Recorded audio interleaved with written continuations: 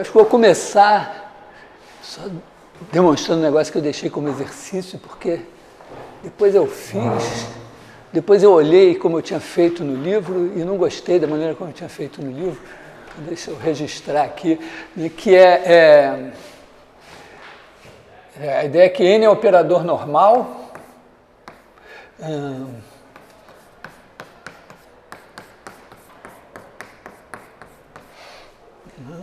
E aí, a questão é a seguinte, é que se N de U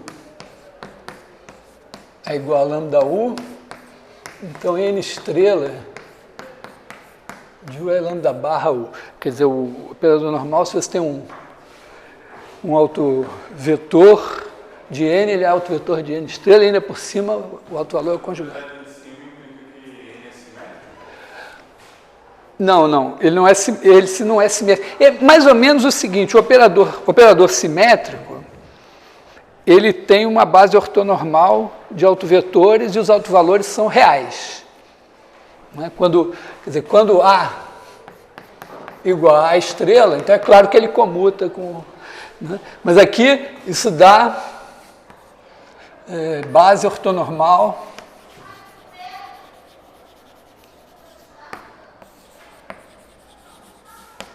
de autovetores e autovalores reais. Aí você tem o antissimétrico, né, que é a estrela igual a menos A. Aí você tem mesma coisa, só que você tem autovalores imaginários. Escrever melhor aqui.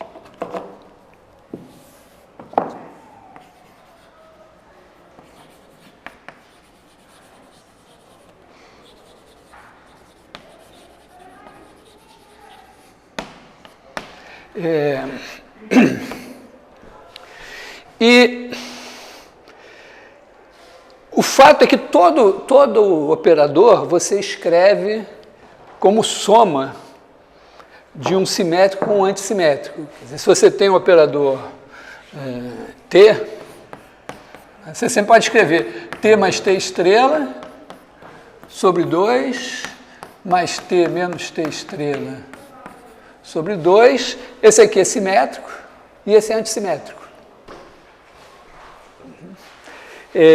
Então, esse tem uma base ortonormal com autovetores, com autovalores reais. Esse aqui tem uma base ortonormal com autovalores imaginários. Só que, em princípio, não tem porquê você conseguir uma base ortonormal que diagonalize esse e esse ao mesmo tempo. Quando o operador é normal, né, na realidade tem um resultado que diz que se os operadores são, vamos dizer, porque isso daqui se autoadjunto, esse aqui se antissimétrico é a mesma coisa, isso daqui é a mesma coisa que I, quer dizer, IA estrela, aliás, IA estrela vai ser menos I a estrela, que se A estrela é igual a menos A, isso aqui vai ser IA. Então, se o operador é antissimétrico, I vezes ele é simétrico. E aí você diagonaliza, você pode dizer, não, então I vezes ele é simétrico, eu diagonalizo o IA, a base ortonormal, os autovalores são reais, porque ele é simétrico, mas ele é o IA, então o A mesmo, né, é menos I vezes IA, então os autovalores serão imaginários. Imaginários, tá? Então, isso dá para diagonalizar, isso dá para diagonalizar. O problema é que você não tem, em princípio, a mesma base, uma base comum de autovetores. Tem um resultado, a gente pode até demonstrar, que quando eles comutam, então você consegue uma base ortonormal de autovetores comum. E aí você tem uma base ortonormal para esse, que é base ortonormal para esse também. Aqui os autovalores são reais, aqui são imaginários. Então, quando você junta, o autovetor que é comum a esses dois para a soma, não é? Quando você tem, vamos dizer, você está escrevendo T igual a simétrico mais antissimétrico. Né? Aí você tem que, se o cara é um autovetor aqui, então esse daqui é SU mais AU, esse é simétrico, então esse aqui vai ser, digamos, AU, e esse aqui vai ser BI vezes U, com A e B reais. Tá? Esse aqui é... E isso daqui vai ser igual a A mais BI U. Então, se você tem uma base comum, você pode dizer que aqui você tem uma base ortonormal de autovetores, só que os autovalores são complexos, com parte real e parte imaginária. Esses caras comutarem é a mesma coisa que isso aqui. Para esses dois comutarem, né, porque o T mais T estrela com T menos T estrela, né, isso aqui vai dar T2 menos T estrela 2, e aí você vai ter mais T estrela, aliás, mais aqui, menos T estrela e mais T estrela T. E aí, se você pudesse trocar aqui, você trocava aqui.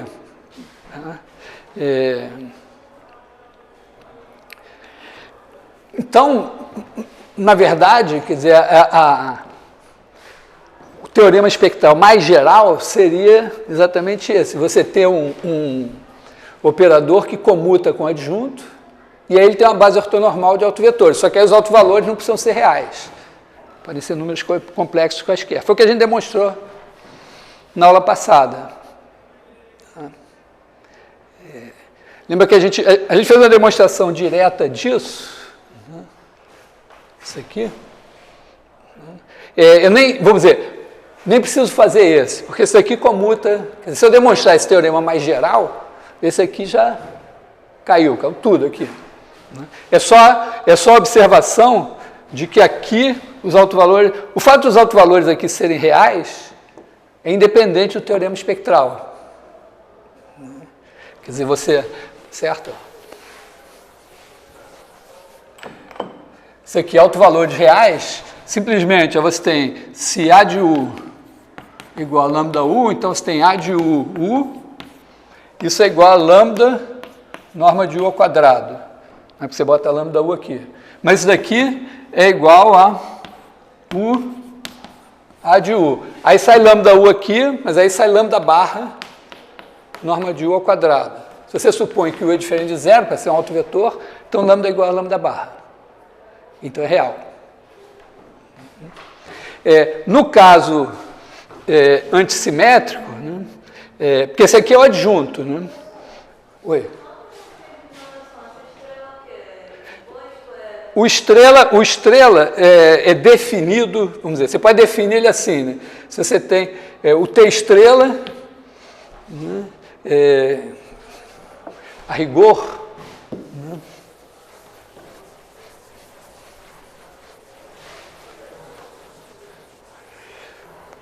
a rigor assim, você tem E e F, espaços vetoriais com produto interno.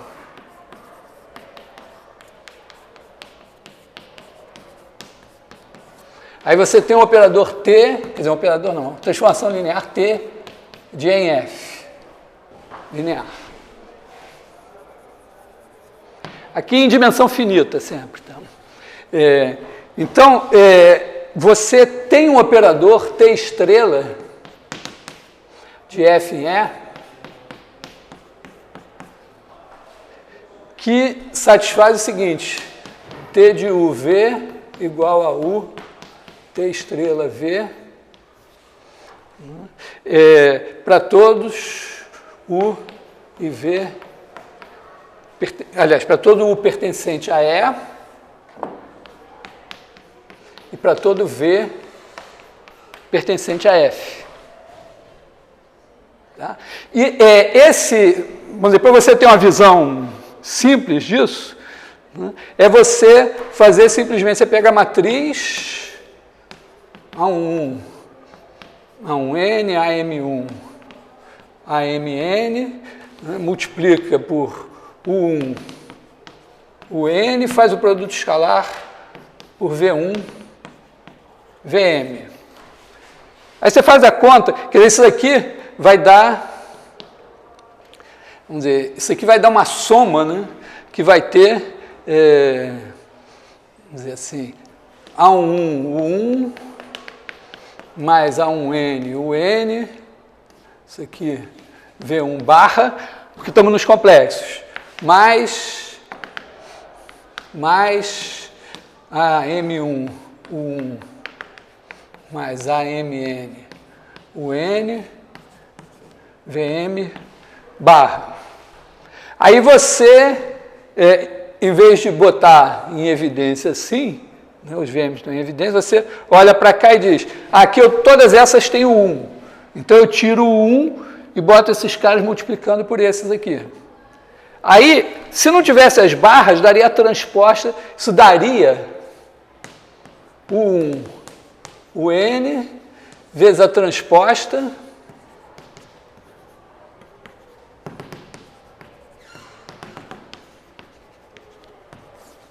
vezes V1,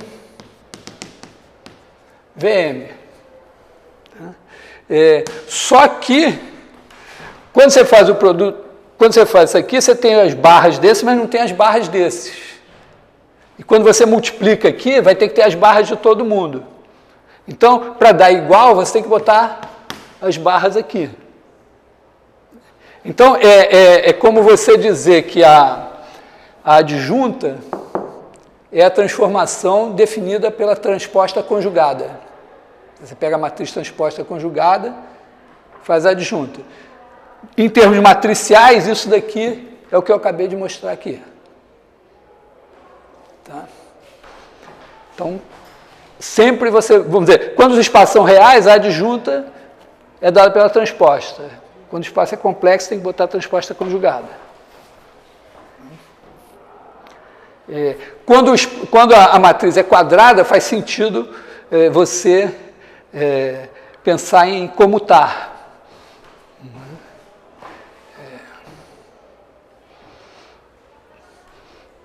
Tá? Porque aqui faz sentido você fazer, né, se você fizer T estrela vezes V, faz sentido você fazer T de T estrela. Quer dizer, faz sentido T de T estrela e faz sentido T estrela T. T de T estrela, T estrela vai de F em E, T vai de F em F. Então, esse aqui vai de F em F. Só que T vai de E em F, T estrela vai de F em E. Então, essa daqui vai de E em E. Então, não faz nenhum sentido você comutar. Quer dizer, você comutar sim, mas não faz sentido você dizer que comuta. Vai de E em F? Porque a T vai de E em F. A T estrela volta de F para E. Você sempre pode multiplicar a matriz pela conjugada. E pode multiplicar a conjugada pela matriz. Mas se a matriz não é quadrada, isso dá transformações. Dá matrizes quadradas, mas de tamanhos diferentes. Tá legal? Quando é o mesmo espaço, aí faz sentido você perguntar se a matriz comuta com a conjugada. Fazer o teorema espectral. Então, vamos dizer, um teorema como a SVD, ele é bem geral, ele pega transformações lineares de Rn em Rm com Nm quaisquer. Já o teorema espectral, ele exige que o espaço de partida e o espaço de chegada sejam o mesmo. Não faz sentido falar em alto valor e alto vetor se a transformação não levar o espaço nele mesmo. Bom, aqui é bonito assim, do ponto de vista abstrato, para quem gosta das coisas mais abstratas, você vê que você pode demonstrar a existência disso daqui sem passar por matrizes. que a matriz é sempre uma realização da transformação linear numa certa base, né? Num par de bases. Foi legal? Então, vou voltar ao resultado que eu ia apresentar, né?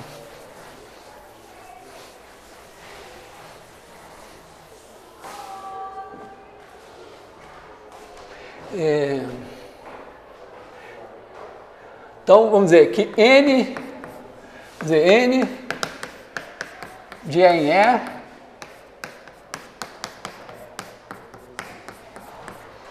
então, daqui você tem que N de U igual a lambda U implica N estrela de U igual a lambda barra U.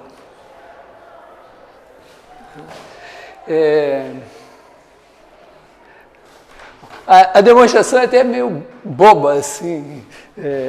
Você tem isso daqui, significa que N menos lambda identidade de U é igual a zero. Se eu multiplicar aqui por N estrela menos lambda barra identidade, continua dando zero.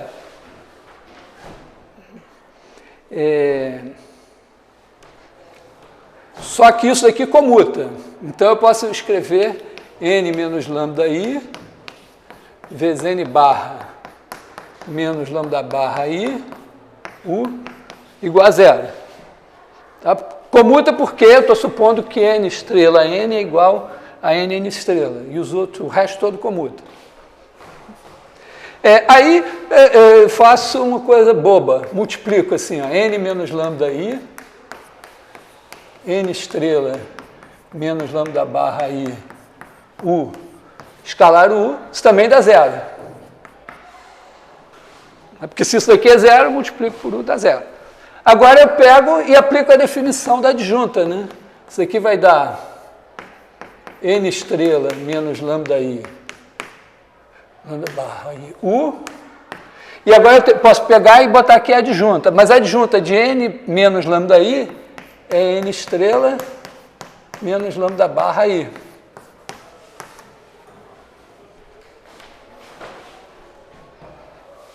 E isso daqui é a norma, né?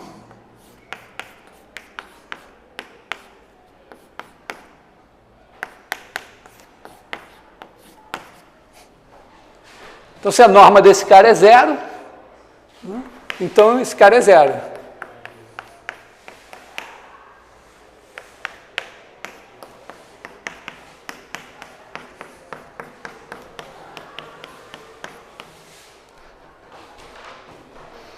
Tá?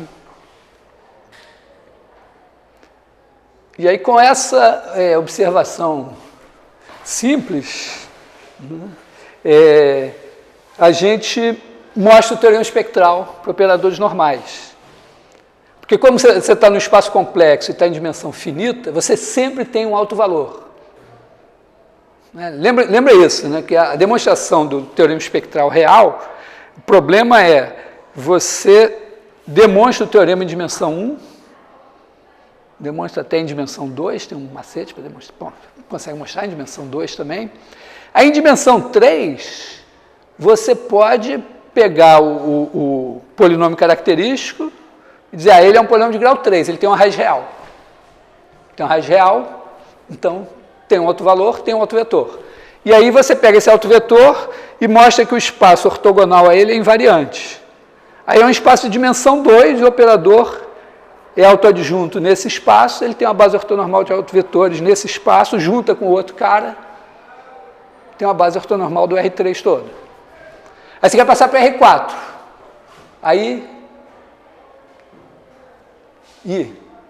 como mostra que tem um autovetor, agora, não dá para usar o mesmo truque, porque o polinômio característico é de grau 4 e ele pode não ter raiz real. Quando você passa para o espaço complexo, esse problema desapareceu. O polinômio característico é um polinômio a coeficientes complexos no espaço complexo, então ele tem uma raiz complexa, um alto valor e tem um alto vetor. Então o problema, o problema mais difícil da indução acabou. E essa propriedade aqui permite que a gente, vamos dizer, ande com a indução. Né? Porque o problema da indução é o quê? Uma vez que você mostrou isso daqui,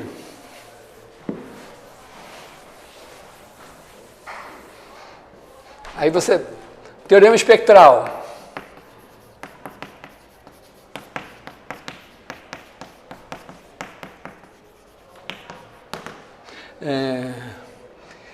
N de, vou botar assim, de Cn em Cn linear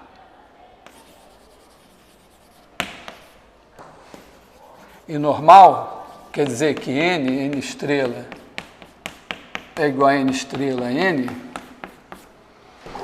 então Cn tem base ortonormal de autovetores de N. Então, a demonstração é dizer, não, eu vou demonstrar o teorema não para Cn, mas para espaços vetoriais complexos com produto interno de dimensão finita. E aí eu faço uma indução sobre a dimensão do espaço. Então, dimensão 0, 1, onde você quiser começar, o teorema é trivial. Então, você supõe, quer dizer, troca isso aqui por E em E, e aí supõe que vale para dimensão de E igual a N. E aí agora você supõe que o E tem dimensão N mais 1 e vai mostrar. Então a primeira coisa é achar um autovetor. Então um autovetor tem, se dimensão de E igual a N mais 1, tome o N mais 1 autovetor com norma de UN mais 1 igual a 1. Já que você quer ortonormal, já pega o cara com norma 1. Isso pode. Tá legal? Pode por quê? Porque você faz determinante de N menos xi igual a 0 tem solução lambda em C, tome o N mais 1, tal que o N mais 1 diferente de 0 e N de N mais 1 igual a lambda, vou botar Vn mais 1 aqui, e faça o N mais 1 igual a 1 sobre norma de Vn mais 1, Vn mais 1. Tá? Escrevi o óbvio aí. Se o determinante disso é 0, aqui é Vn. Esse aqui é Vn mais 1.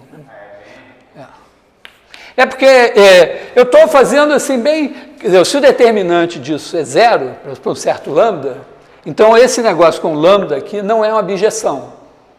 Se não é uma bijeção, estou em dimensão finita, então tem um cara que é elevado em 0. Tem um Vn mais 1 que é elevado em 0. Quer dizer, aqui N menos lambda, identidade, Vn mais 1, igual a 0, já que o determinante disso com lambda é 0. Então, esse cara é um autovetor, ele vai satisfazer isso aqui. Ele é não nulo. Se ele é não nulo, eu posso dividir pela norma dele, aí eu tenho um autovetor unitário. Agora, a segunda parte da indução é a seguinte.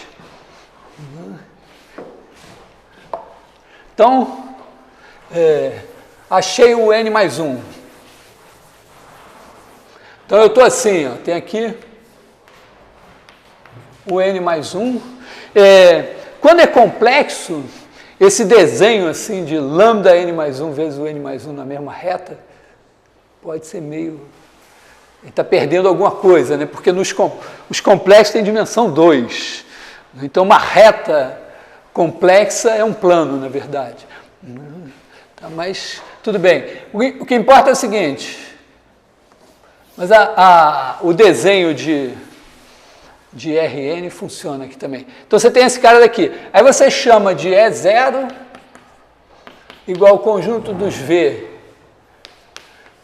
pertencentes a E, tais que V escalar o n mais 1 igual a 0. E aí você tem que dimensão de E0 é n. Hã? O n mais 1, tá? O n mais 1 é um vetor não nulo, então você pode completar ele com n vetores até formar uma base do seu espaço E. Depois você pode fazer um Gram-Schmidt, começando com o n mais 1, e obter uma base ortonormal para esse espaço ortogonal a ele com n vetores. Tá? Assim, de maneira meio grosseira, assim. Bom, então esse cara daqui. Então a única coisa que eu tenho que mostrar agora é que n de E0 está contido em E0. Porque aí ó, o n pode ser pensado como operador de E0 em E0. Ele é normal, quer dizer, ele comuta com a adjunta dentro de E0 também. Tá? Acho que não tem nenhum problema em demonstrar isso. E aí, pela hipótese de indução, vai ter uma base ortonormal de E0 com autovetores de n estrela. Aí você completa com o n mais 1. Então, só tem que mostrar isso, que se V escalar o n mais 1 igual a 0, isso implica que n de V escalar o n mais 1 é igual a 0. Mas isso daqui ó, é igual a V n estrela de n mais 1. E eu acabei de demonstrar que se esse cara é um autovetor de n, ele é autovetor de n estrela. Então isso daqui é igual a V lambda barra o n mais 1, que é igual a lambda V o n mais 1, que é igual a 0. Então, acabou. Ficou até mais fácil que o teorema espectral no caso real. Bom, então, operador normal tem base ortonormal de autovetores.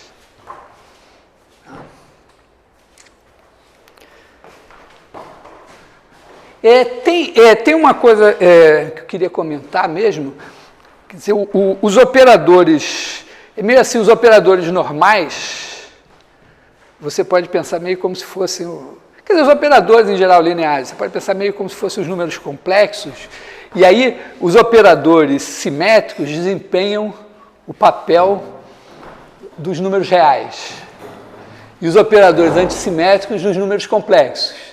Então, todo operador você escreve como soma de uma parte real, que é esse t mais t estrela sobre 2, e uma parte imaginária, que é o t menos t estrela sobre 2.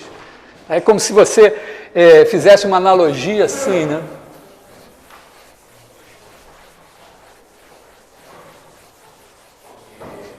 Você tem t de E em E. Aí você olha o t estrela, vamos dizer, a aplicação que a cada t leva o t estrela é parecida com z em z barra. O t é igual a t mais t estrela sobre 2 mais t menos T estrela sobre 2. Assim como Z é igual a Z mais Z barra sobre 2, mais Z menos Z barra sobre 2. Esse aqui é a parte real. E esse aqui é a parte imaginária.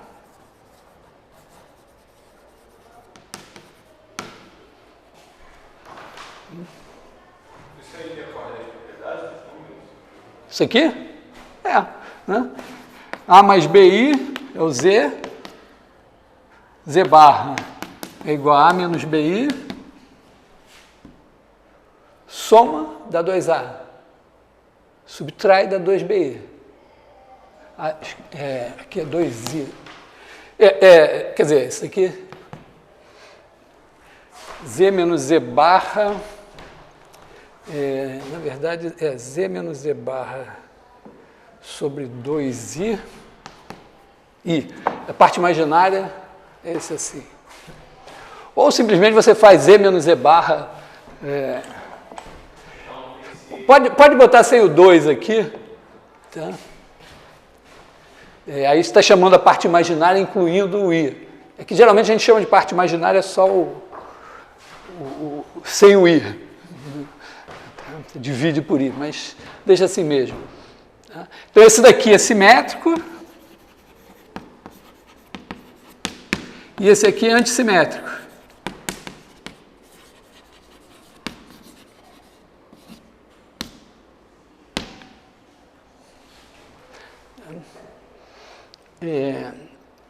Tem até uma decomposição polar. Você sabe que você pode sempre, né, fazer Z, você chama de norma de Z, é igual a norma de Z, módulo de Z, é Z barra raiz quadrada. Então você sempre pode escrever Z igual a módulo de Z vezes U, onde U é igual a Z sobre módulo de Z. Significa que você pega o número complexo Z, pega o círculo unitário, aqui é U, né? Esse daqui é um R, quer dizer, Z igual a RU. É decomposição polar, né? Em coordenadas polares, só que as coordenadas polares são uma forma de escrever esse U como cosseno θ seno θ, mas é isso.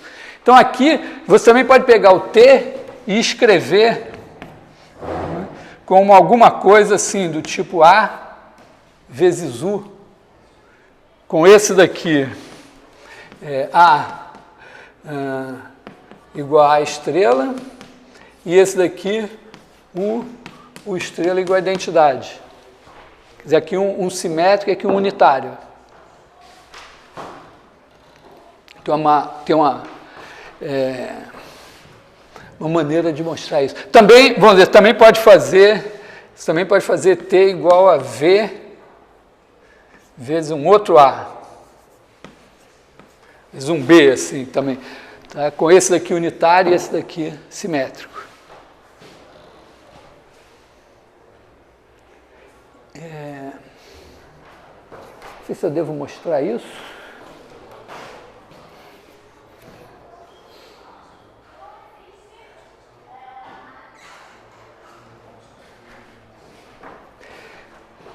O caminho para mostrar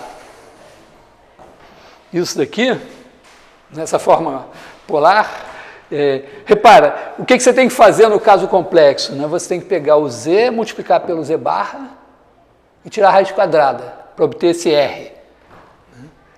O R aqui é a raiz de Z barra. Então, a ideia um pouco aqui, se você tirar usar essa analogia, você pode pensar assim, se o T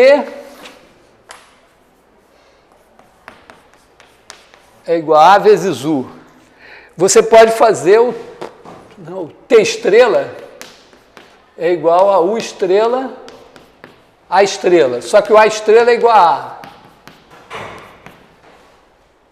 A. A ideia aqui é fazer isso assim. Estou procurando o U e o A. E ao mesmo tempo, né, quer dizer, aqui, A igual a estrela, e U estrela U igual a identidade, que é, no caso aqui, igual também a U estrela. Então, olhando para isso, você diz, bom, então eu vou fazer o seguinte, eu vou fazer T vezes T estrela, isso daqui vai me dar a U estrela A vai me dar A ao quadrado. E aí eu teria que tirar a raiz quadrada desse cara, basicamente. Então, você diz, bom, então eu vou pegar, vou fazer o quê? Eu vou fazer A igual a raiz quadrada de TT estrela. Que seria você fazer o seguinte, né? Será que dá para fazer isso? Bom, primeiro, esse cara é positivo, né? Porque se você fizer TT estrela U, isso daqui vai dar T estrela U, que é maior ou igual a zero. Então, significa que os autovalores vão ser maiores ou iguais que zero. Quer dizer, você pode pegar uma matriz, né, que faz o T ser lambda 1, eu vou chamar eles de μ1 ao quadrado, μn ao quadrado. Quer dizer, T estrela. Né? Entendeu? Isso aqui, ó, por conta disso daqui, os autovalores de TT estrela são todos maiores ou iguais que zero. Aí você pode fazer isso assim, quer dizer, escrever ele assim, e dizer, bom, raiz de TT estrela vai ser dado pela matriz μ1, onde, vamos dizer, os μi são maiores ou iguais a zero. Então, você achou um cara. Mas tem um problema, essa demonstração ela esbarra num probleminha, que é o seguinte, né? Se esses caras forem positivos, você achou o A. Então, no final dessas contas, você tem o A. Quer dizer, isso daqui vai ser A. Aí você quer escrever T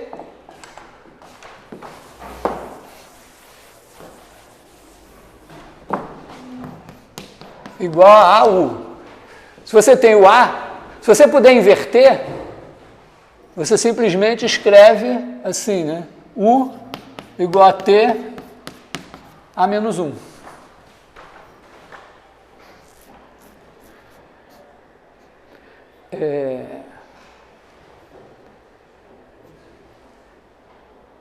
Será que funciona? Não teria que ver tudo. Hã? Teria que aliás, T A menos 1 não, né? A menos 1 T. Né? Tá? Você multiplica por A menos 1 dos dois lados. Tá? O problema é que agora eu já estou devendo, porque se aqui tiver algum outro valor nulo, isso aqui não funciona direitinho, né? Então, eu olho para isso. Bom, será que esse U é unitário? Bom, vamos ver, né? O estrela é igual a menos 1 T estrela, que é igual a T estrela A menos 1 estrela. Mas como A é autoadjunto, o A menos 1 também é. Então, isso aqui vai dar T estrela A menos 1.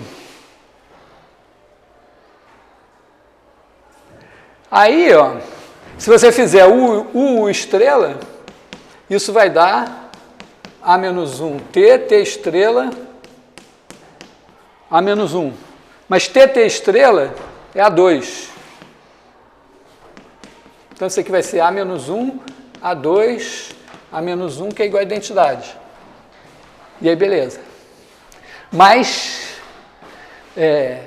funciona só se TT estrela for uma bijeção. Que, na verdade, depende do T ser bijetivo aí, né?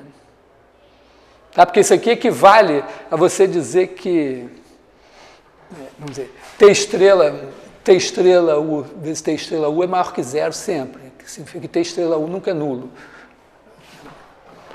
Mas é uma ideia assim. A demonstração, tem uma demonstração que vale no caso geral, que é um pouquinho mais sofisticada, também usa o teorema espectral.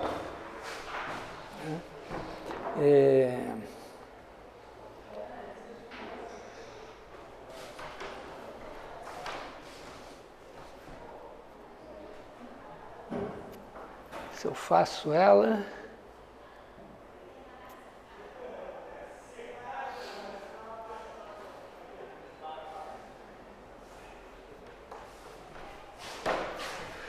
Não sei, vou deixar assim para a ideia do negócio.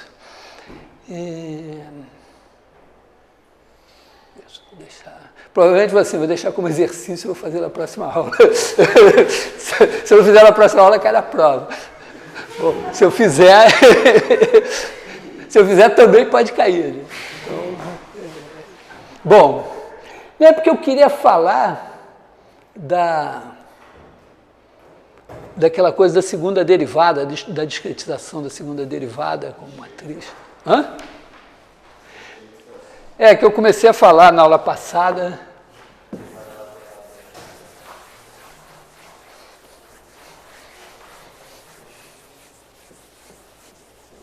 Na verdade, acho que eu vou fazer uma pequena introdução, falar de transformadas.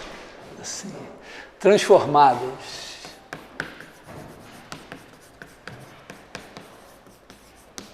Para dar pelo menos, sei lá, uns 2 ou 3 exemplos famosos. A primeira, transformada é o seguinte, você tem um conjunto que tem algumas operações, algumas coisas naquele conjunto, que são meio difíceis de fazer, e você arruma uma maneira de representar os elementos daquele conjunto de outra forma, e usa essa representação para tornar as operações mais simples. O exemplo talvez mais simples, mais elementar, é a numeração de posição. Quer dizer, você tem o conjunto dos naturais, e a cada número natural, e aqui você tem o conjunto das sequências finitas de zeros e uns. Vamos fazer em binário. Na verdade, vamos dizer, binário é uma coisa mais contemporânea, né? A gente está mais acostumado originalmente com a base 10. Mas é isso, né?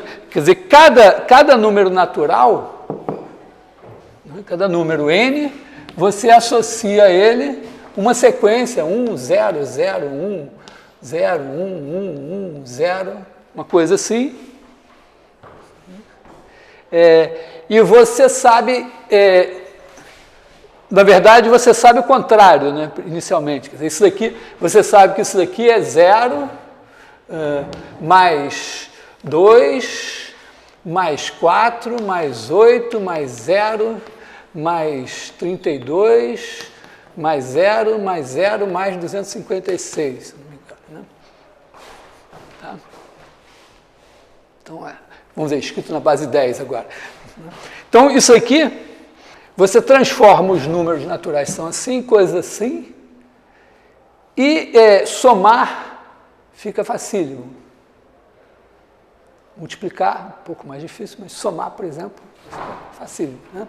Isso é tão, vamos dizer, isso está tão entranhado que quando a gente aprende os números, a gente já aprende os números, a gente não aprende os números praticamente, né?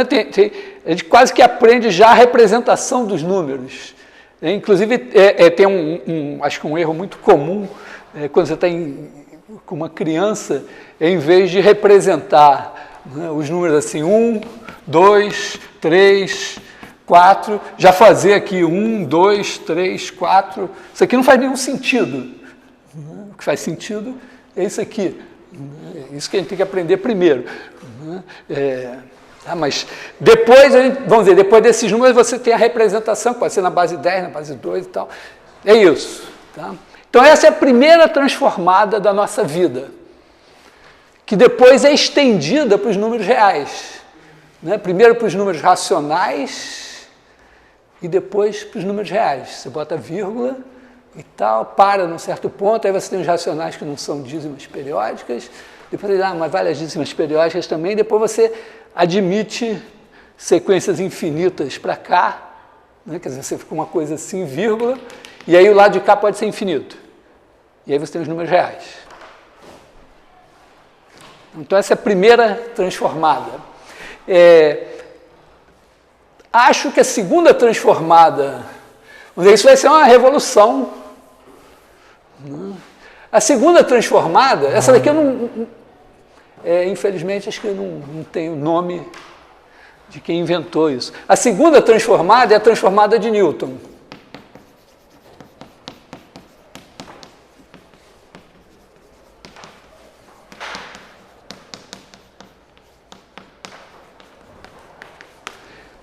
Newton pegou uma função f de x e disse, eu posso pegar isso aqui e escrever como A0 mais A1x mais A2x2, e, portanto, isso daqui é dado por uma sequência A0, A1, A2.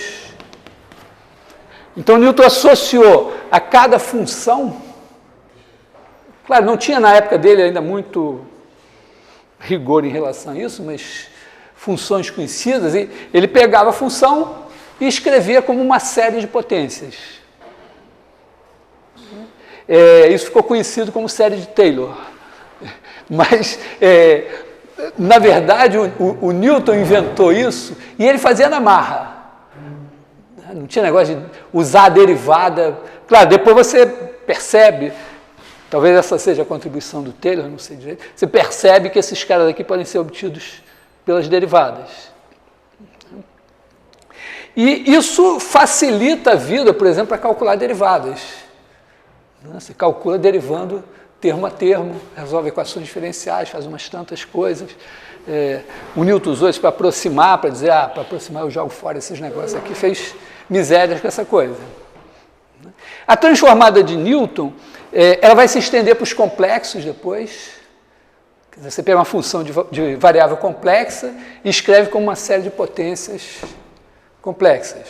O pessoal de eletrônica chama isso de transformada Z, se não me engano, porque usa a letra Z. Tem uma novidade, né, nas funções de variáveis complexas, que tem uma fórmula integral maravilhosa devida a Cauchy para calcular esses coeficientes aqui. Então aqui você pode também x real, você pode também botar z complexo e f de z, A0 mais A1z mais A2, Z2. Depois, tem uma extensão disso que é a transformada de Laplace. Vou botar aqui Laplace.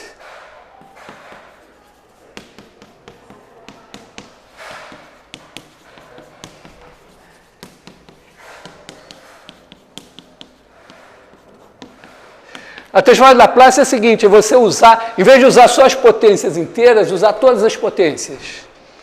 Então é como se você dissesse assim, eu vou pegar um x, vou pegar um f de x, e em vez de escrever como um somatório, né, isso aqui é somatório de AN, ZN.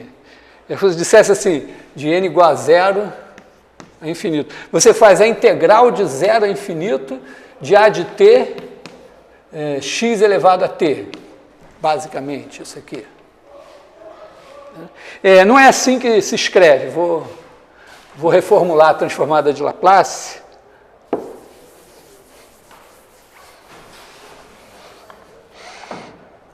A transformada de Laplace é meio assim, você pensa o x, porque fazer x elevado a t, você não faz x elevado a t. Né?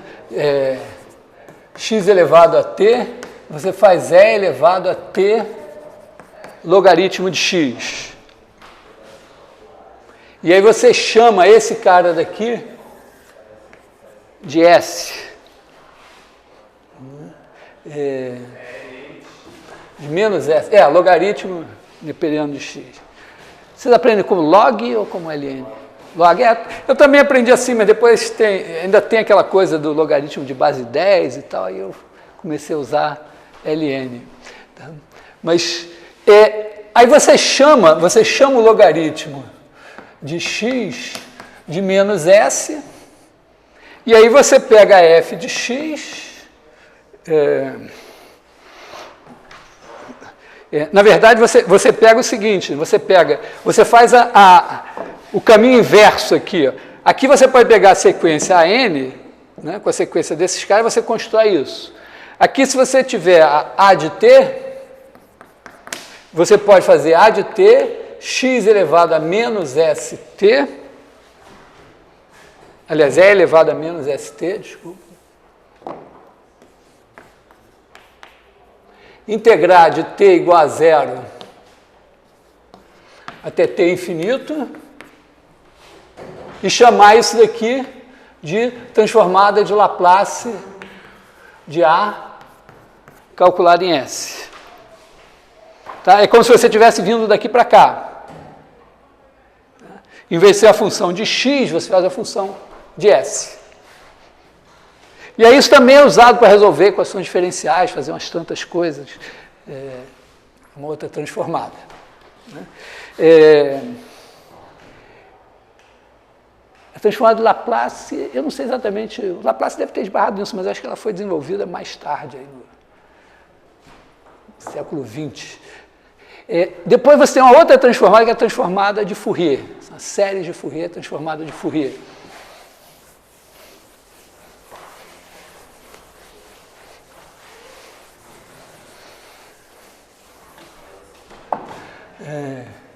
Fourier. O Fourier sacou que você tem uma f de x, e em vez de escrever ela como uma série de potências, ele disse, não, eu vou escrever como uma série de senos e cossenos. Quer dizer, escrever A0 mais A1 cosseno x mais B1 seno x mais A2 cosseno de 2x mais B2 seno de 2x, mais etc. Por aí foi, infinito. Depois, isso daqui, depois se viu que você podia também pensar o seguinte, aqui é x real. Você pode pensar com z complexo e fazer... na verdade não é z complexo, x real, na verdade aqui é f de x real. Se você fizer f de x complexo, você pode substituir isso daqui por uma coisa assim, somatório de n igual a menos infinito a infinito, de Cn é elevado a I nx. Isso daqui é exatamente isso daqui, no seguinte sentido. Se você pegar o C menos 2 é elevado a 2x, e pegar o C2, que é menos, é elevado a I 2x, você olha para isso e diz, mas isso daqui é C menos 2 cosseno de 2x menos I seno de 2x. E esse daqui é C2 cosseno de 2x mais I seno de 2x. Então, esse daqui é C2 mais C menos 2 cosseno de 2x mais I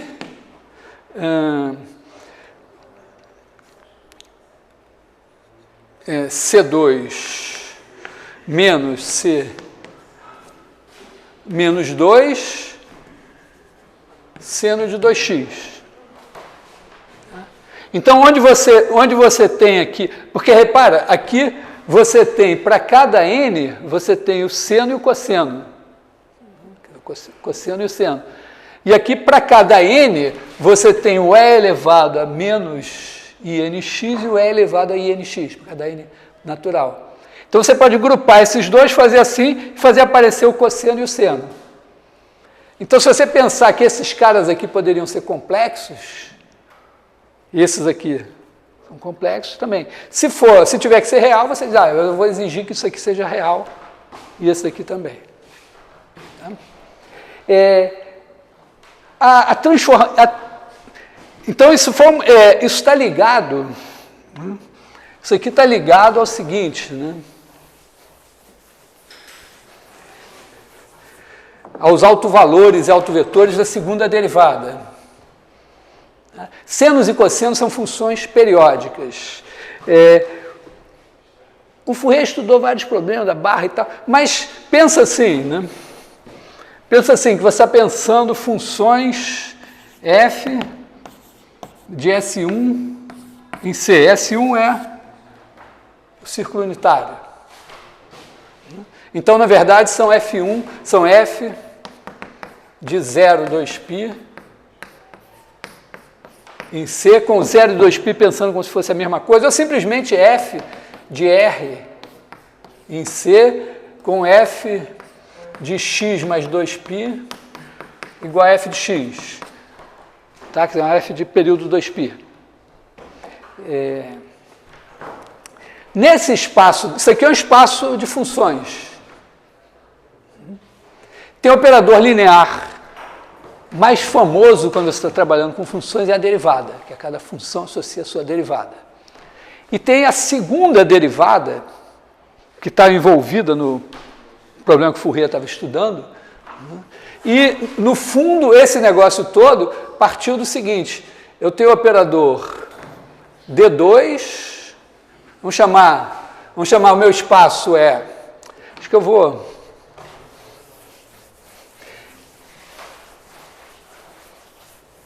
Agora eu vou centrar na transformada de Fourier para discretizar ela e chegar nos operadores simétricos, normais e tal, que a gente está usando. Né? Então, você tem o espaço E, que é o espaço das F de R em C, F de x mais 2π igual a F de x. Vai faltar um certo rigor no meu negócio. Nesse espaço aqui, eu boto o produto escalar. Ele é um espaço complexo, espaço vetorial. Eu posso somar essas funções, multiplicar por números complexos. Aí eu boto o produto escalar de f por g como sendo a integral de 0 a 2π de f de x, g barra de x, dx. 0 a 2π. Porque como ela é periódica, se ela for 0, de 0 a 2π, ela é 0 sempre. Quer dizer, não... Assim, você tem variantes disso. Você pode fazer de menos π a π, de menos 1 a 1, de 0 a 1. Quando você faz de menos 1 a 1, normalmente você faz, aí, em vez de escrever, tá? Se você tiver uma f de menos 1 a 1, aí você vai escrever f de x igual a somatório de n igual a menos infinito a infinito, de Cn é elevado a 2πi nx. Então, você vai botar um 2π para transformar, aliás, de π, né? Pi, para transformar isso aqui em menos π. Na verdade, você pode fazer qualquer intervalo AB, aí você dá um jeito de transformar ele no 0,2π ou no menos π. Bom, esse é o espaço, esse é o produto escalar. E aí você tem o operador D de E em E,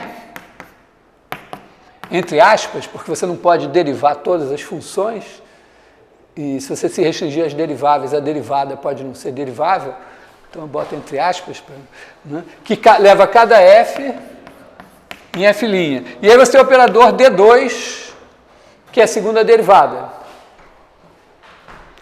E, basicamente, o Fourier estudou o problema da propagação do calor,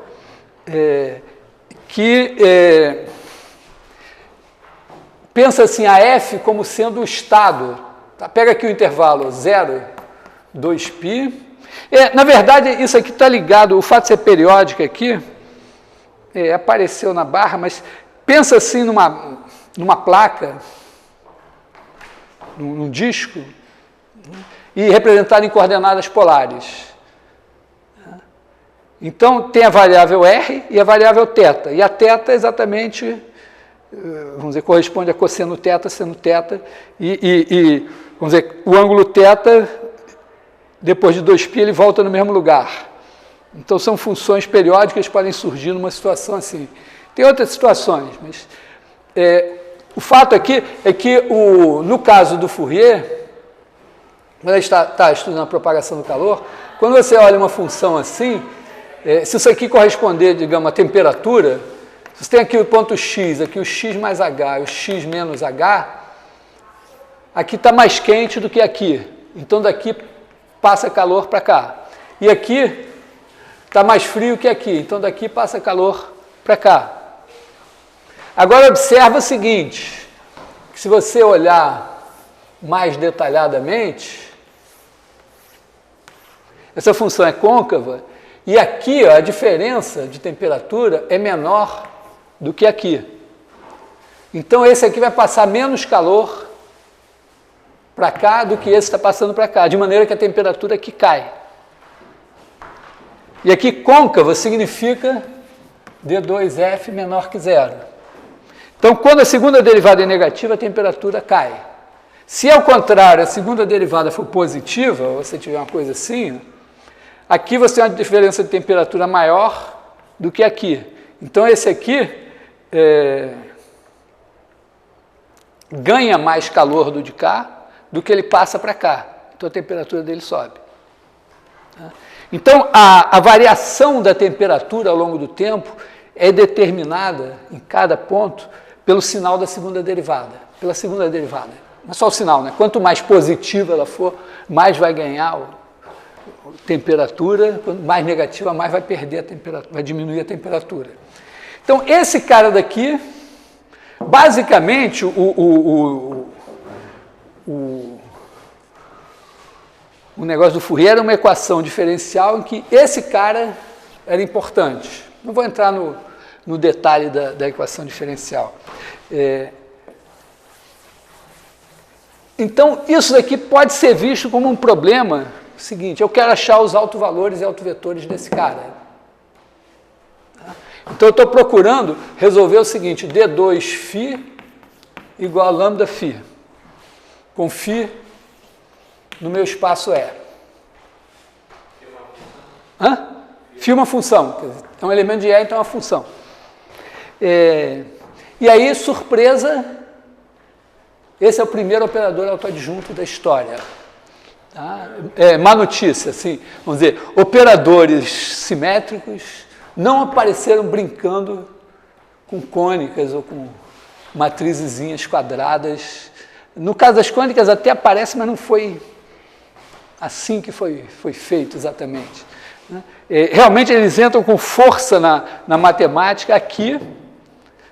Por quê? Porque, olha só, se você fizer D2FG, isso daqui é igual a integral de 0 a 2π de f de x, f duas linhas de x, g de x, g barra de x dx. Aí você integra isso por partes. Integra por partes isso daqui, vai dar f', g', 0 a 2π, menos integral de 0 a 2π de f', g' barra, f', g' não, f, g' aqui só, tá? Aliás, desculpa, f', g, e aqui f', g', tá? F' g barra, na verdade. Como é periódica, né, g de 0 é igual a g de 2π, e f' de 0 é igual a f' de 2π também. Então, isso aqui dá 0. E aí você integra isso aqui de novo por partes. Aí você tem f G barra linha, 0,2π, mais integral de 0,2π, F G barra duas linhas. Esse daqui de novo dá zero, e isso daqui é exatamente F D2G. Então, esse é o operador simétrico. Consequentemente, se você tiver autovetores aqui, consequentemente, duas coisas acontecem. Se tiver autovetor, se tiver um autovalor, ele é real. E se tiver autovetores associados a autovalores distintos, eles são ortogonais. Simplesmente por conta disso aqui. Tá legal? Então, aí, só que você faz a conta, você calcula esses caras aqui, os autovalores e autovetores, por conta, porque isso aqui é uma equação diferencial de segunda ordem. A gente sabe resolver essa equação. Você resolve essa equação. Né? Você faz aqui, estou usando D minúsculo, né? Mas você está fazendo D2 φ menos lambda φ igual a zero. Então, você pode pegar, você tem aqui as raízes de lambda, se você pegar μ2 igual a lambda, você está fazendo D menos μ, identidade, D mais μ, μ2, tá certo, né? Mais μ, identidade, φ. Isso aqui é filhinha mais μ, φ, depois você tem, isso aqui é igual a D menos μ, identidade, de filhinha mais μ, φ, que é igual a φ duas linhas, mais μ filhinha, menos μ filhinha, menos μ2 φ, que é igual a φ duas linhas menos μ2 φ. Tá? Então, isso daqui é isso. Você fatora, resolve a equação diferencial. Tem um problema aqui, o lambda sendo complexo, esse μ aqui pode ser... o lambda em princípio pode ser um número complexo, então o μ pode ser um número complexo também. No caso que o Fourier está estudando, ele quer... Bom, a gente já sabe que o lambda, nesse caso a gente já sabe que o lambda é real. Então, na verdade, o μ não pode ser qualquer número complexo, mas o lambda pode ser positivo, e aí o μ... Você pode tomar ele positivo ou negativo, não importa, mas o lambda pode ser negativo e aí o μ vai ter que ser imaginário. Entendeu? O problema é que a solução desse negócio daqui, quer dizer, quando você vai resolver essa equação diferencial, você fica com a solução que vai dar C1 é elevado a μx mais C2 é elevado a menos μx. Vão ser as soluções gerais disso aqui. Se o μ for real, isso não é periódico.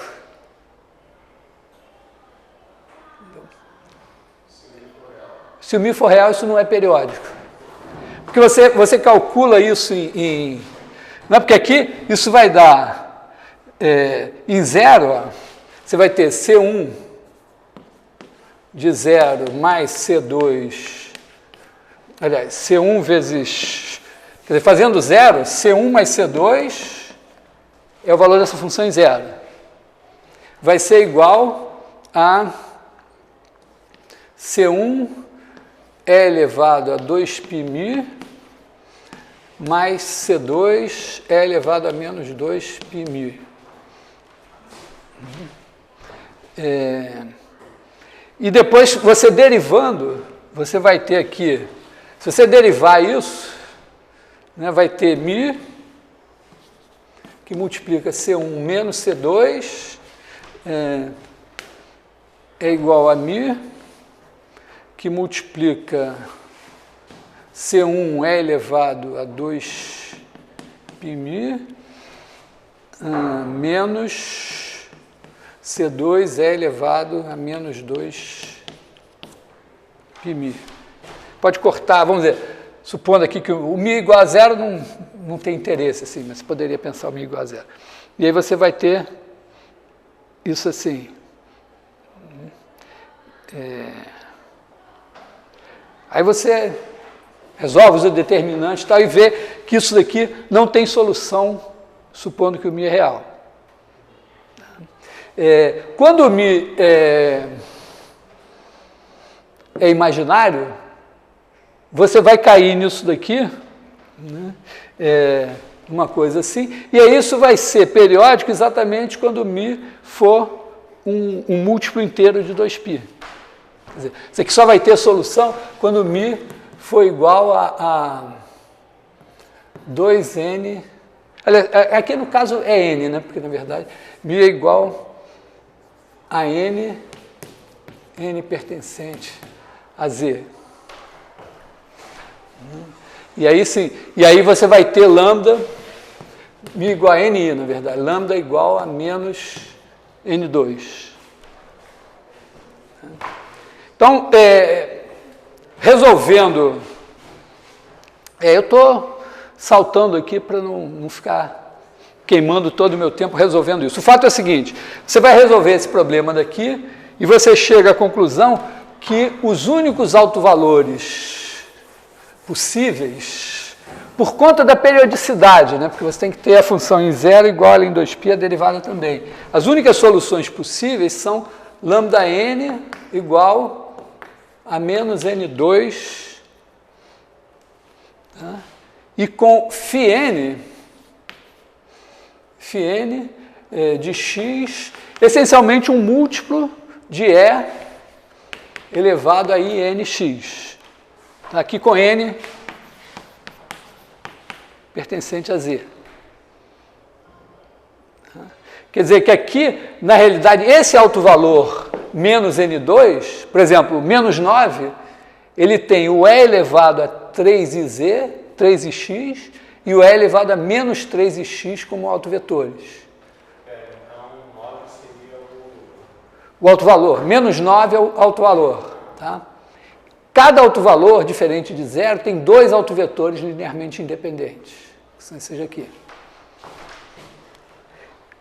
Aí o Fourier achou esse negócio aí e ele carteou que toda função podia se escrever como uma combinação linear desses caras. Ele chegou à conclusão, no final das contas, que ele queria que a função dele, ele queria isso, f de x igual a somatório de n igual a menos infinito a infinito de Cn é elevado a nx.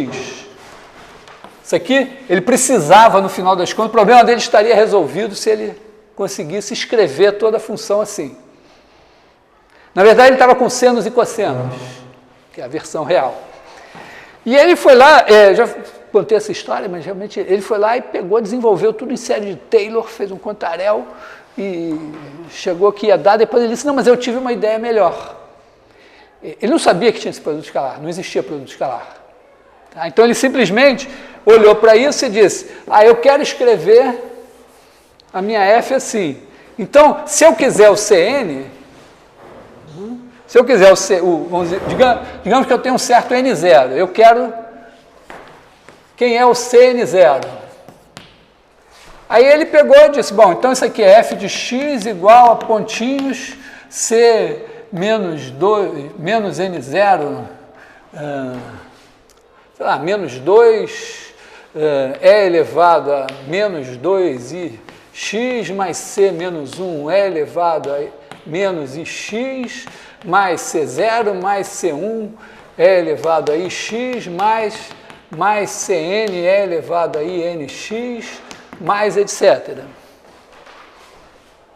Aí ele sacou que se ele multiplicasse dos dois lados por e elevado a n0x, aqui é n0, ele pegou e teve a sacação, que eu chamo de truque de Fourier, que hoje a gente aprende desde criancinha com base ortogonal, lá no no plano, né? Ele pegou e fez o seguinte, ele fez f de x, multiplicou por e elevado a menos i n0x e integrou de 0 a 2π. E aí ele disse, bom, como obviamente a integral da soma é a soma das integrais, mesmo nas somas infinitas, o que não é verdade em geral, mas vamos dizer isso depois. O Fourier fez umas coisas assim, como o Newton também. O Newton carteou umas coisas que ele não provou, mas depois neguinho saiu aperfeiçoando. Então o Fourier tacou esse negócio assim e disse, bom, isso daqui vai dar esse somatório de n igual a menos infinito até infinito, de Cn integral de 0 a 2π e elevado a inx e elevado a menos in0x dx. E aí essa integral, ó, isso daqui é igual a somatório de n igual a 0 a infinito de Cn, integral de 0 a 2π, é elevado a i, n menos n0x, dx. Isso daqui tem primitiva. Né? Quer dizer, isso aqui veio de e elevado a i, n menos n0x, quando você derivou, é dividido por n menos n0x, quando você deriva, dá isso aqui. Se n for diferente de n0. Tá? Então, isso daqui, 0, 2π. Só que essa função vale a mesma coisa em 0 e em 2π. Porque cosseno, seno, então isso daqui tudo era 0. Exceto quando n igual a n0, você não pode fazer isso. Mas quando n igual a n0, você é 1. E aí a integral é 2π. Então, isso daqui dá 2π Cn0. Se vocês são bons alunos desse período inteiro, que estão fazendo o curso aqui e o curso de álgebra linear ao mesmo tempo, vocês entenderam que o Fourier achou uma base ortogonal. E escreveu o cara como combinação linear dos vetores da base ortogonal e fez o produto escalar com um dos vetores da base dos dois lados e achou a coordenada naquele vetor. Então, por que foi ano passado, acho, os 250 anos do nascimento do Fourier, acho que ano que vem, ou outro ano, são os 200 anos da publicação do trabalho do Fourier. Bom, por que eu estou falando do Fourier hoje? Não é porque ele teve essa porra dessa ideia, na verdade, ele fez, né, ele pegou o problema da propagação do calor, formulou as equações, né, fez o Quantarelle, chegou à conclusão de que precisava fazer isso aqui, fez, achou o primeiro produto escalar da história, né, a maneira de escrever um vetor. Quando você pega uma matriz ortogonal hoje, você está fazendo de uma maneira sofisticada o que o Fourier fez. E ele deu uma certa sorte, porque isso que ele fez na propagação do calor depois funcionou também de maneira aproximada para as ondas, para, vamos dizer, corda de violino e tal, modelos assim, tem harmônicos, essas coisas todas, está baseado nessas coisas aí. Depois deu mais sorte ainda, porque as equações de Maxwell só vieram, não sei quantos anos, acho que não chega a 50 anos depois do Fourier, mas... E dali saíram ondas eletromagnéticas, e a equação da onda ali era a equação, não era aproximada, era perfeita. E depois, mais sorte ainda, praticamente 100 anos depois do Fourier, mecânica quântica. E 100 anos depois do Fourier, ninguém tinha desenvolvido tudo que o Fourier fez pra caramba. Quando veio a mecânica quântica, era essa a ideia por trás. Porque o estado da mecânica quântica é uma função de onda. Então, é uma função a valores complexos. Vamos dizer, cada grandeza, vamos dizer, velocidade, posição, cada uma dessas coisas é dada por um operador simétrico. Então, você pega lá os autovalores, de certa forma, são o que você observa. Meio que assim, tem uma experiência de mecânica quântica, não sei se depois vocês olham aí na internet, mas que ele observa certos traços assim, que era uma espécie de espectro, o fantasma do negócio, né, que está associado aos autovalores. Então, o espectro de um operador é o conjunto dos autovalores do operador. Então, a mecânica quântica serviu para dar um novo alento para a teoria do Fourier. E na eletrônica, o processamento de sinais, em grande parte, do ponto de vista analógico, passou por isso, por pegar uma função, escrever em série de Fourier, e aí para você fazer ajustes, você ajusta na série de Fourier. Então, vamos dizer, por trás dessa coisa tem a ideia de que você, pensando assim, a transformação linear tem uma matriz, e você tem um processo que entra uma coisa, multiplica por uma matriz e sai outra coisa. Aí quando você entra x1, xn, cada coordenada que sai aqui é uma mistura de x1, xn. Então, se você quiser, você disser, bom, primeiro você não tem um ruído, algum problema ali, você não sabe onde está, nem se você souber que é na y3, você não sabe qual x você mexe. Quando você diagonaliza ou faz uma SVD, uma coisa assim, você tem uma base. SVD é um exemplo assim, né? Você tem uma base ortogonal de vetores aqui, e as coordenadas nessa base, cada coordenada é multiplicada por um número e dá a coordenada correspondente. Então, se tiver um problema aqui na coordenada 3, você sabe que você mexe na entrada 3 aqui. Tá? Mais ou menos assim. Entenderam a coisa assim, ó? Vou desenhar.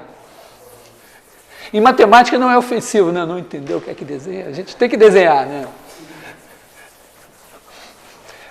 Desenhando assim, ó, a ideia é que você tem um sistema,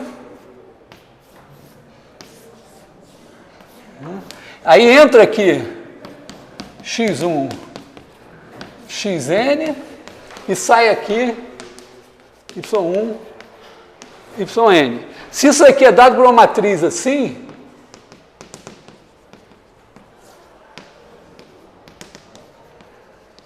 nem precisa ser igual. O que acontece? Isso daqui vai ser A1x1 mais A1n xn, AM1 x1 mais AMN xn.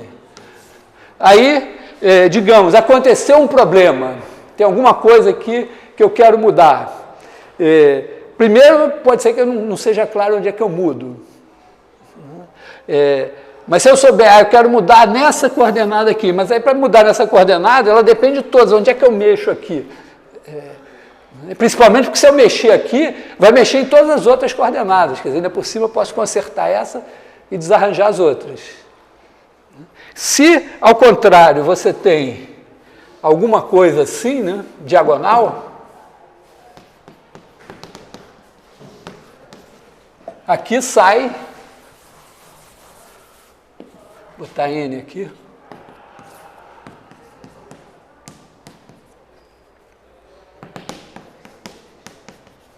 então deu um problema na terceira coordenada aqui, eu vou aqui e mexo na terceira coordenada, conserto a terceira e não atrapalho as outras.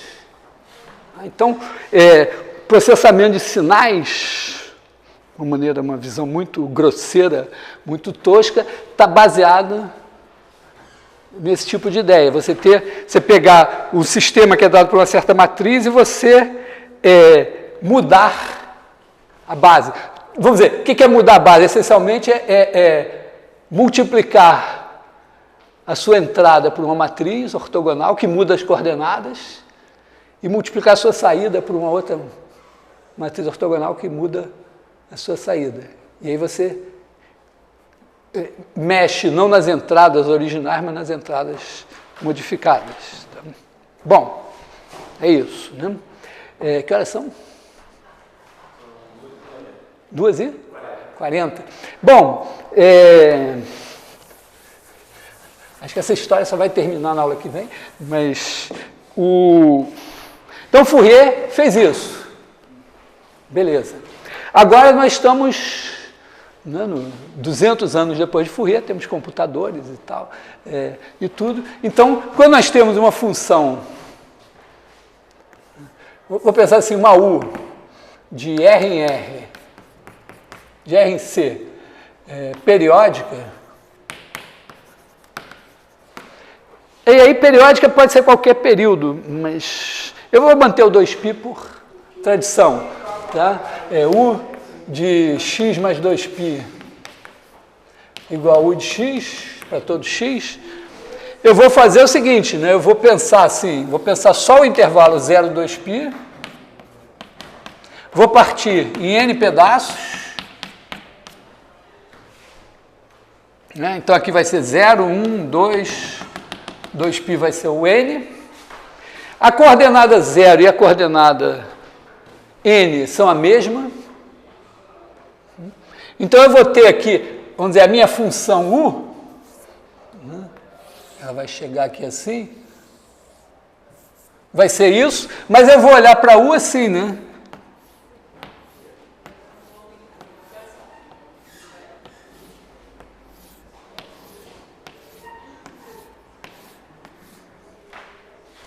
Esse daqui esse tamanho daqui é o U1, esse tamanho daqui é o N, se eu tiver aqui o I, esse tamanho daqui é o I.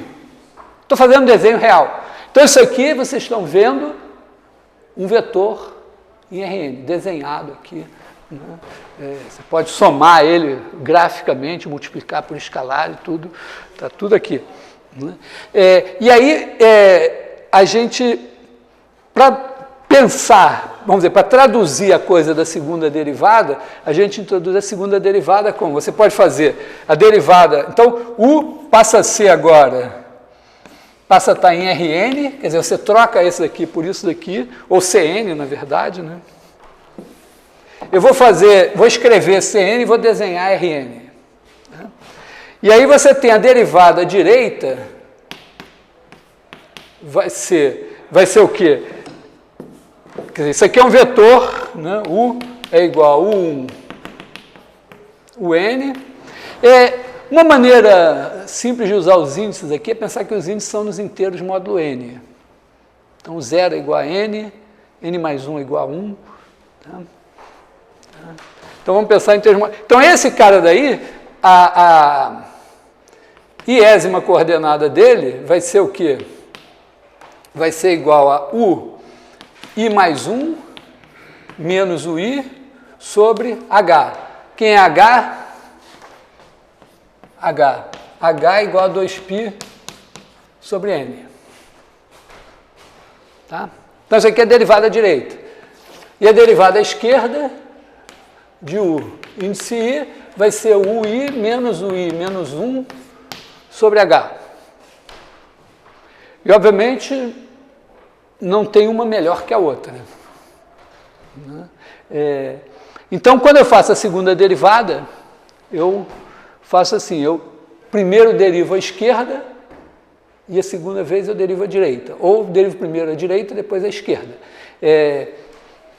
Tem no meu livro, em algum lugar, uma discussão, já falei para vocês, de por que é melhor isso do que derivar duas vezes à direita, duas vezes... Claro que é, mas, assim, discutindo em termos do polinômio de Taylor, aproximação.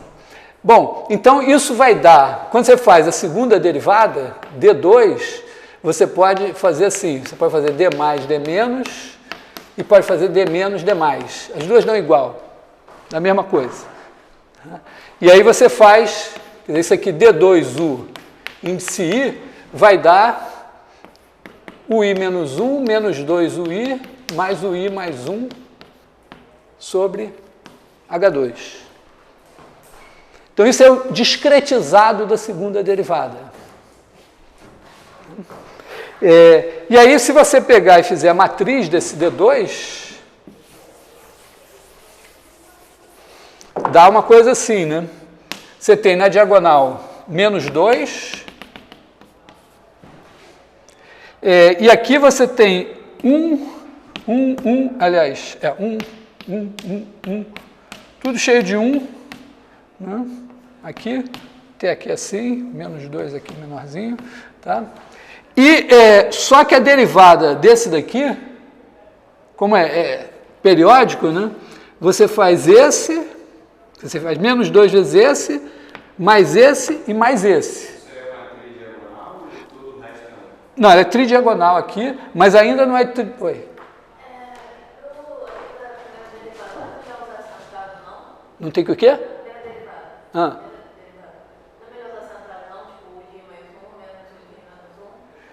Seria uma ideia também, mas aí para eu fazer a segunda derivada, eu já vou usar mais coisas, né? Não, eu sei, mas porque se eu fizer assim, eu estou desconhecendo o i, né? Aí para fazer a segunda derivada, eu vou ter que usar o i menos 2, o i menos 1, o i mais 1 e o i mais 2. Essa conta eu não fiz, mas provavelmente também uma análise com polinômio de Taylor vai dizer que ela deve ser pior. Eu lembro assim, claramente, no médico, uns tempos atrás, que assim, eu tinha que fazer um gráfico, assim, então, e aí, tipo, a diferença centrada, ela ia com muito menos erro. Assim, não, na primeira derivada, mas na segunda...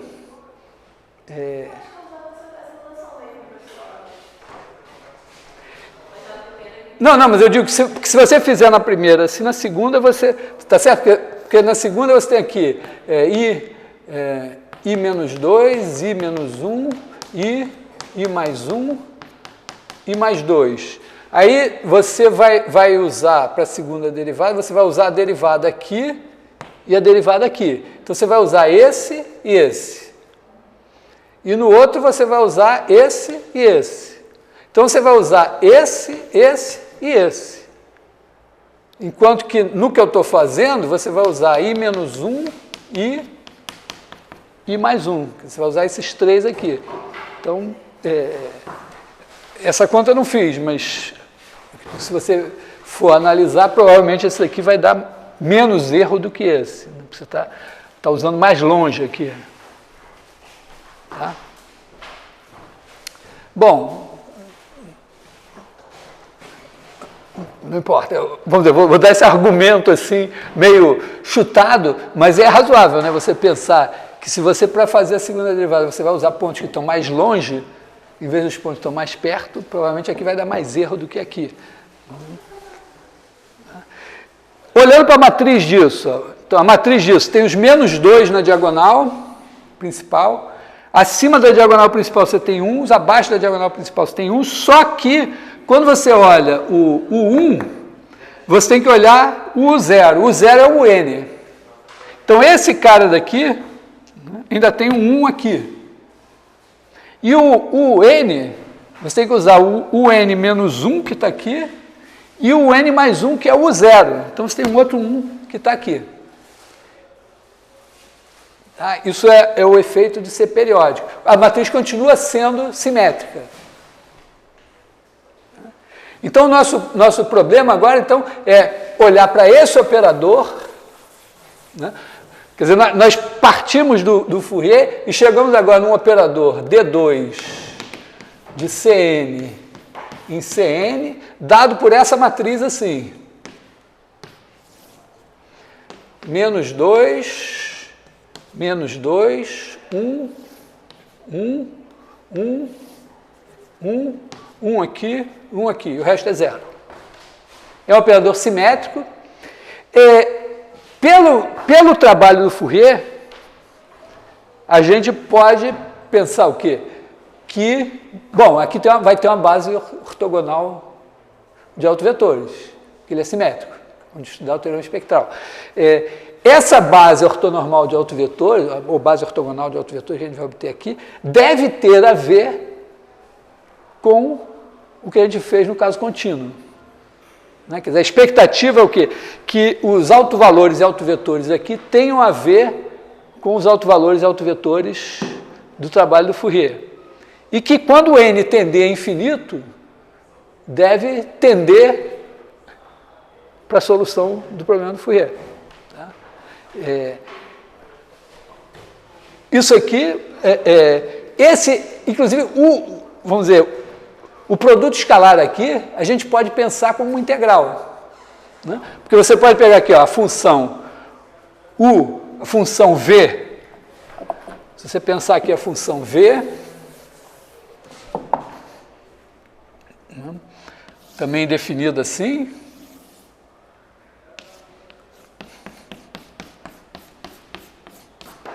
V.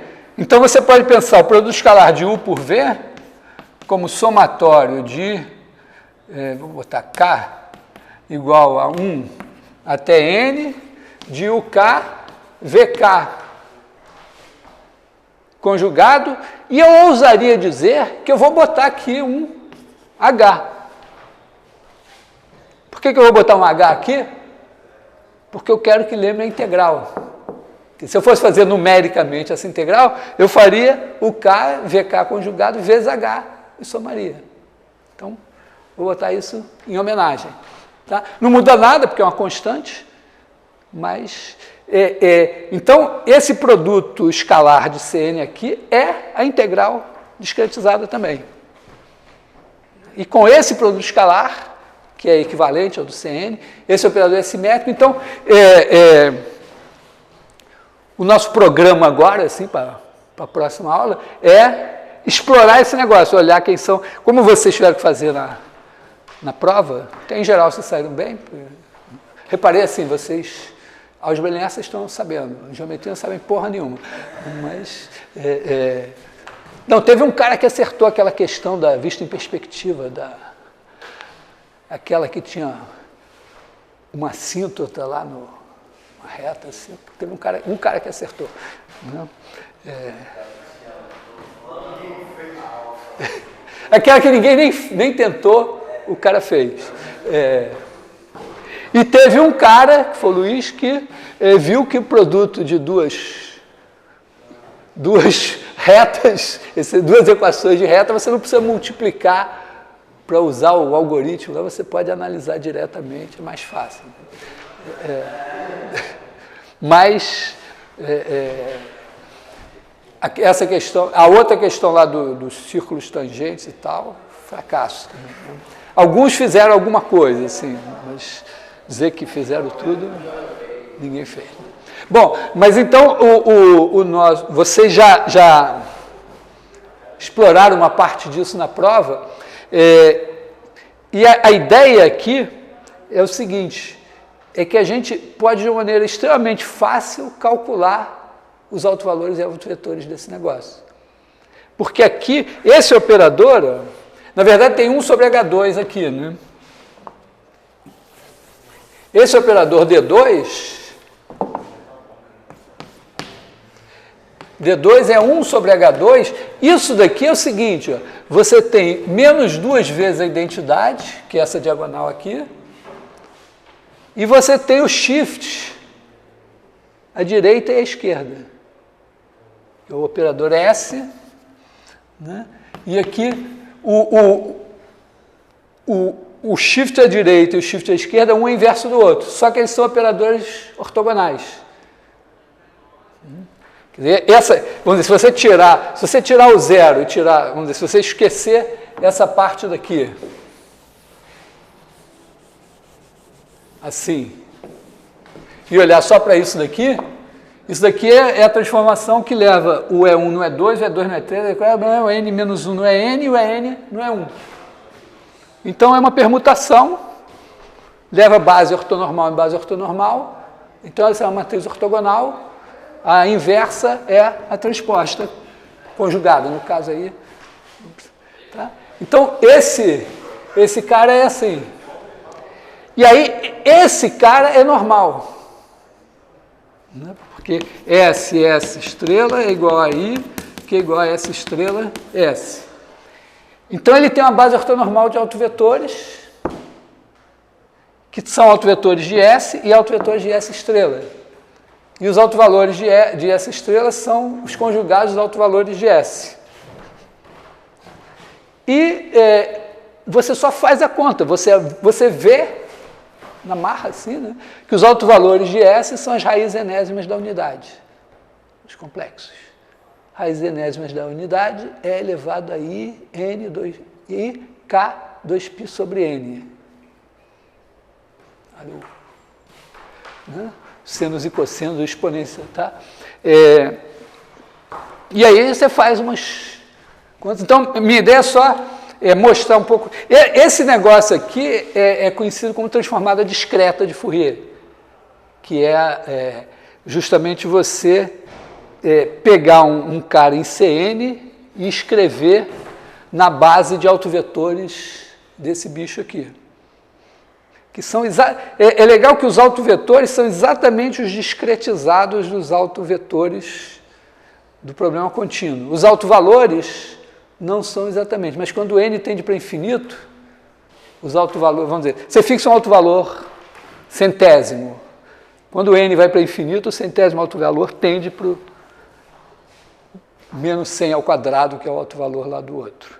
Então, vou fazer isso na próxima aula para ligar algumas coisas aí.